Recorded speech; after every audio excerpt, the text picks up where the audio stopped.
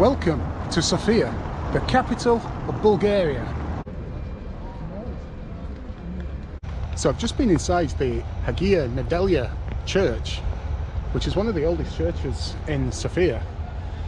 And as I was stood in the entrance, they started carrying out a coffin. So I had to stand to the side to let them through. The car was outside what they were taking it to. And it's an open top coffin. So I've just literally seen a dead body. That's not the start of the day I was expecting, to be honest. Whew, it's been cold. Well, it looks like they found some more Roman ruins. Every time they try to build something in Sofia, they find these Roman ruins, and then they have to decide whether to preserve them or to get rid of them. I just walked through an underpass just to basically get to the other side of the road, and even down here there's all these Roman ruins. This is actually part of an old church. It's amazing we have this really modern underpass with these ancient Roman ruins in the middle of them.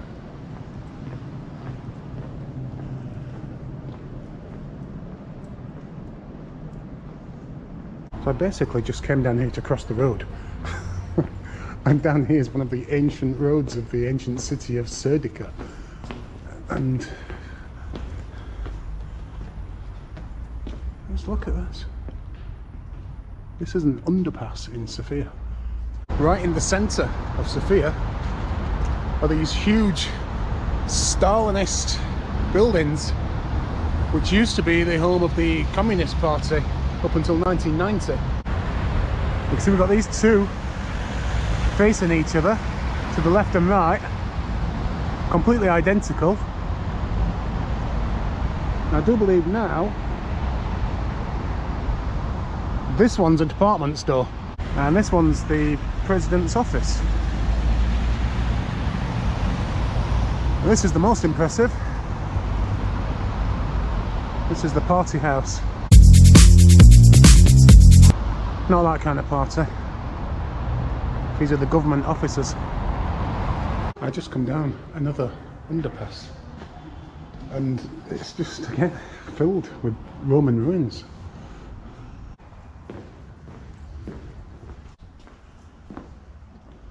It's like a mix between, you know, your typical grotty European underpass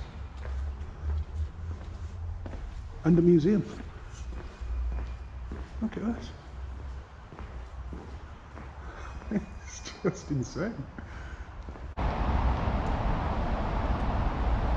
I've just been wandering around this area, just this little part here, for ages, looking for something called St. George Rotunda. I finally found it. And here it is, right at the heart of the old city of Serdica. When you think this church was built in the 3rd century and you look at the ruins of everything that's around it, it's incredible that it's still here. There's no photos allowed inside. You can't even pay to take photos in this one. And on the inside walls you've got all the really detailed medieval frescoes. These were painted over by the Ottomans when they converted it to a mosque in the 1600s. They were only rediscovered and restored in the 1990s.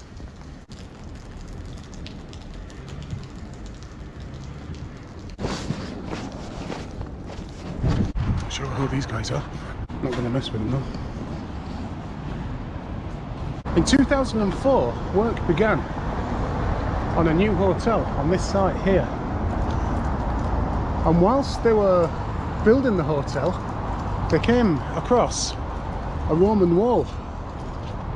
So the archaeologists came in and they actually found a massive amphitheater. Don't know if you can see the picture of that. That's incredible. It was one of the biggest finds, complete sites that anyone's ever found. You can't get in to look at it because they're renovating it into like a conference centre, wedding location, which is a real shame. I've just come off the main road because I saw some stairs going up, and I was hoping that maybe there's a viewpoint where you can actually look down on the amphitheater. Not sure what to make of this street art. It says Defend Europe, and it has a picture what looks like refugees falling into the ocean. Not sure about that. I'm not sure what this place is. I was hoping you could get down and see, and you can, but I can't see any evidence of an amphitheater. Maybe they're lying to us.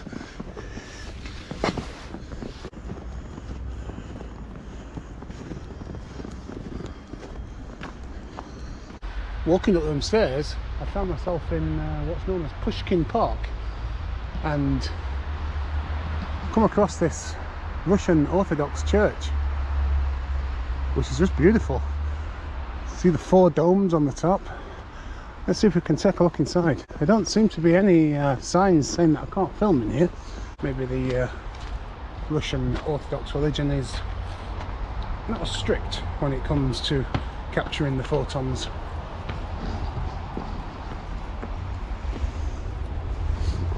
Or maybe they just won't let you in. Just here is the monument to the Bulgarian volunteers. It's a memorial to the Bulgarians that fought with the Russians against the Ottomans in order to keep independence for Bulgaria. And we've got this one at the centre, but there's lots of monuments around this park.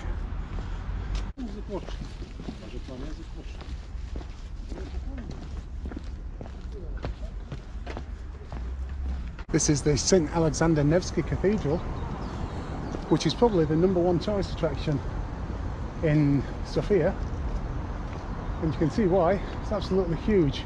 It's big enough to hold 10,000 people inside, and from the front it's a great view, but from the side it's even more impressive. It was built in 1880, and it was a tribute to the Russian soldiers who fought in the Russian Ottoman War to free Bulgaria. Wow, just look at that. I'm just going to do a 360 around this because it's just stunning from every angle.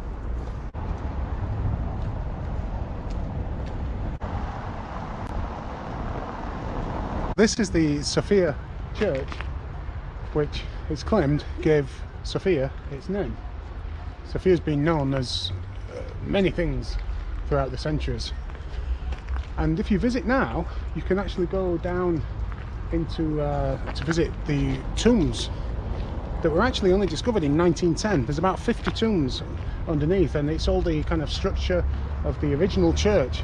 This building has on at least 2 occasions been absolutely ruined and left derelict for periods of up to 100 years. It's been used as a warehouse, it was once a mosque, it was once the watchtower for the local fire services. Only at the start of the 20th century was it restored into what we see today. I don't know what it is about old theatres or palaces of culture that always seem to be built in this old brutalist style.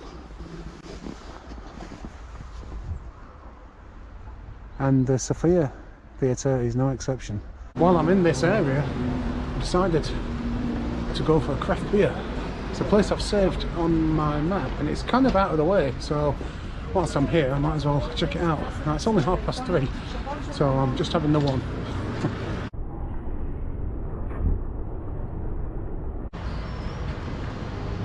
This is right outside the Parliament buildings. Now, I'm not sure what it is. It's obviously some protest against maybe how disabled people are treated in this country, or maybe people who have fought in wars and then been neglected by the government.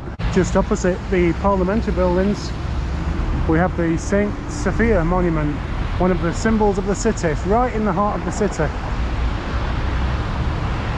A few days ago when I was in Veliko Tarnovo, there was a guy staying at the hostel.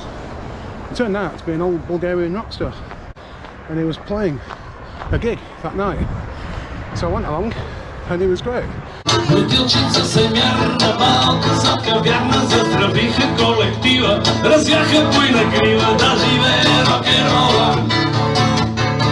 And I ended up chatting with him.